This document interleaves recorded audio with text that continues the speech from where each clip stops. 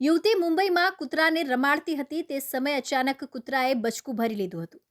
જ્યાં પ્રાથમિક સારવાર બાદ યુવતી મિત્રો સાથે સુરત હોસ્પિટલમાં ડોગ બાઇટનો સેકન્ડ ડોઝ લેવા પહોંચી હતી. યુવતી હોસ્પિટલ પહોંચતા સ્ટાફ કુતૂહલ સર્જાયું હતું.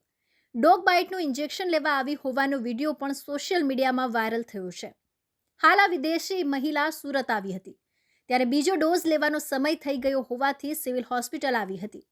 આ વિદેશી યુવતી સિવિલ આવી હોવાનો વિડીયો સોશિયલ મીડિયામાં વાયરલ થયો હતો. હોસ્પિટલના સ્ટાફમાં પણ કુતૂહલ જોવા મળી હતી. આ વિદેશી મહિલા ઇન્જેક્શન લઈ સિવિલમાંથી રવાના થઈ ગઈ હતી.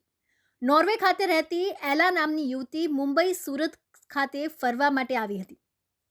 એલા મુંબઈમાં કૂતરાને રમાડતી હતી તે દરમિયાન અચાનક કૂતરાએ એલાને બચકું ભરી લીધું હતું. તેથી તેને મુંબઈ હોસ્પિટલમાં સારવાર માટે ખસેડવામાં આવી હતી. ત્યારબાદ એલા તેના મિત્રો સાથે સુરત આવી હતી ત્યારે નવી સિવિલ હોસ્પિટલ ખાતે ડોગ બાઇટ વેક્સિનનો સેકન્ડ ડોઝ મુકાવવા માટે આવી હતી.